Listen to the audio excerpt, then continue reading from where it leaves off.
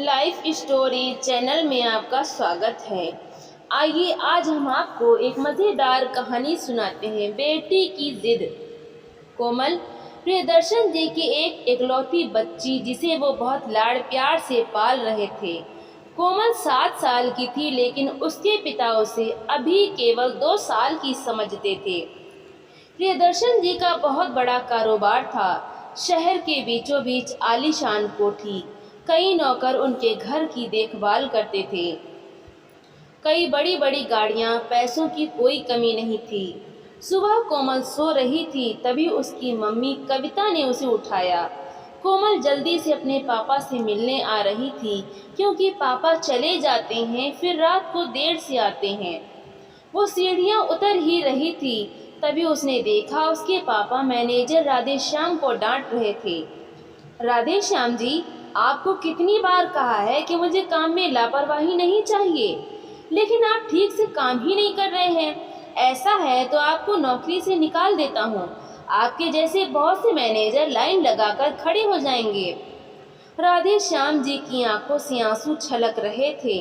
उन्होंने गिड़गिड़ाते हुए कहा, सर, मेरा बेटा बहुत बीमार था, इसी कारण हॉस्पिटल जाना पड़ा। मुझे काम से मत निकालिए, आगे से ऐसी गलती नहीं होगी।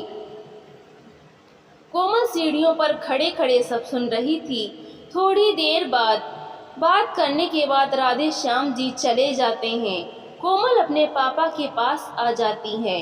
उसे देखकर प्रियदर्शन जी बहुत प्यार से कहते हैं, मेरा बेटा आ गया, आज तो बहुत जल्दी उठ गया। क्या बात है, बेटी कुछ उदास सी लग रही हो, किसी ने कुछ कहा क्या? यह सुनकर कोमल ने मुस्कुराते हुए पूछा, नहीं पापा, किसी ने कुछ नहीं कहा है, बस आप वो राधेश्याम अंकल को डांट रहे थे, मुझे अच्छा नहीं लगा, बेचारे रो रहे थे। प्रियदर्शन जी ने कहा, बेटा, तुम इन लोगों को नहीं जानती हो, ये लोग कोई न कोई बहाना बनाते रहते हैं। आगे से मैं ध्यान रखूंगा कि तुम्हारे सामने ये सब ना हो। प्रियदर्शन जी बातें कर ही रहे थे, तभी कविता जी ने आकर कहा, चलो, आपको ऑफिस के लिए देर हो रही होगी, कोमल को भी तैयार होकर स्कूल जाना है। कुछ देर में कोमल के पापा चले जाते हैं। कोमल भी तैयार होकर स्कूल चल देती है। स्कूल में भी उसका मन नहीं लगता। घर आकर वो अपनी मम्मी को सारी बात बताती है। मम्मी, हम पैसे वाले हैं तो क्या सब हमारे नौकर हैं? कविता जी ने कहा, नहीं बेटा, ऐसा नहीं है, तुम ऐसा मत सोचो। रात को कविता जी ने प्रियदर्शन जी से बात की और उन्हें सब बताया। वो बोले, मैं कोशिश करूंगा कि आगे से किसी को भी घर पर ना बुलाऊं। कुछ दिन बाद कोमल का जन्मदिन था। कोमल ने स्कूल की कुछ सहेलियों को पार्टी में बुलाया था। उनमें से एक बहुत गरीब घर की लड़की पायल भी थी। उसके पिता चौकीदार थे। पहले तो उसने मना कर दिया, लेकिन कोमल के जिद करने पर वो आने के लिए तैयार हो गए। दोनों बाप बेटी तैयार होकर कोमल के घर पहुंच जाते हैं। कोमल पायल को देखकर बहुत खुश होती है, लेकिन उसके माता पिता पायल और उसके पिता को देखकर बहुत गुस्सा हो जाते हैं। प्रियदर्शन जी कहते हैं, बेटा, ये कैसे लोगों से दोस्ती कर रखी है? इन्हें यहाँ से जाने के लिए नहीं कहा तो मैं भी नौकरों से कहकर इन्हें बाहर करवा दूंगा। कोमल बोली, क्या हुआ पापा, पायल मेरी सबसे अच्छी दोस्त है। कविता जी कहती हैं, बेटा, दोस्ती बराबर वालों में की जाती है, ये हमारे लायक नहीं है। इनकी बातें सुनकर पायल और उसके पिता वापस चले जाते हैं। कोमल को ये सब बहुत बुरा लगता है। वो किसी से बात नहीं करती। अगले दिन से वो खाना पीना सब छोड़ देती है। शाम तक उसकी तबीयत खराब होने लगती है। उसके माता पिता परेशान हो जाते हैं। वे कोमल को बहुत मनाने की कोशिश करते हैं, लेकिन कोमल नहीं मानती। वे डॉक्टर को भी बुलाते हैं। डॉक्टर कुछ दवाइयाँ देता है, लेकिन कोमल दवा भी नहीं खाती। इसी तरह 2 दिन बीत जाते हैं। कविता जी का रो रो कर बुरा हाल हो जाता है।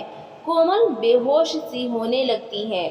अपनी बच्चे की ऐसी हालत देखकर प्रियदर्शन जी बहुत परेशान हो जाते हैं। बड़े से बड़े डॉक्टर भी जवाब दे देते हैं।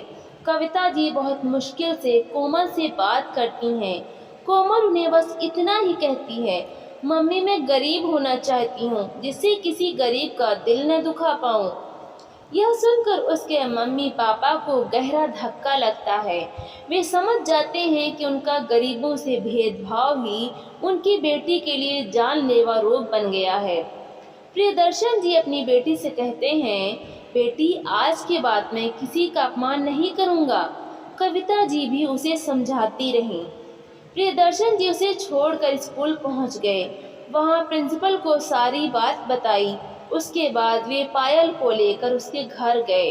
प्रियदर्शन जी ने कहा, भाई जी मुझे माफ़ कर दो, मैंने उस दिन आपका बहुत अपमान किया था। मेरी बेटी उसी दिन से खाना पीना छोड़कर बीमार पड़ी है। मुझ पर एक एहसान कर दो, मेरे साथ चलो। पायल के पिता पायल को साथ लेकर उनके घर पहुंच गए। पायल ने कोमल से कहा, देख मैं आ गई, तेरे पापा मुझे लाए हैं और अब वे कभी गुस्सा नहीं करेंगे।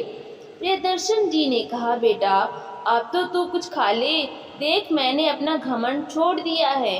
अब मैं अपनी सारी दौलत गरीबों में बांट दूंगा, तू भी अपनी इज्जत छोड़ दे। कोमल ने हाँ में सिर हिलाया।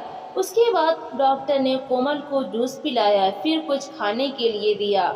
प्रियदर्शन जी ने पायल के पिता को अपने पास ही में एक घर बनवा कर दे दिया। उस दिन के बाद से उनको जितना भी फायदा होता बस अपने खर्चे लायक रख कर सब दान कर देते थे। बेटी की जिद ने एक पिता को जिंदगी का सबक सिखा दिया। तो दोस्तों आपको ये कहानी कैसी लगी? लाइक करें, ज़्यादा से ज़्यादा शेयर करें और कमेंट करके हमें ज़रूर बताएं।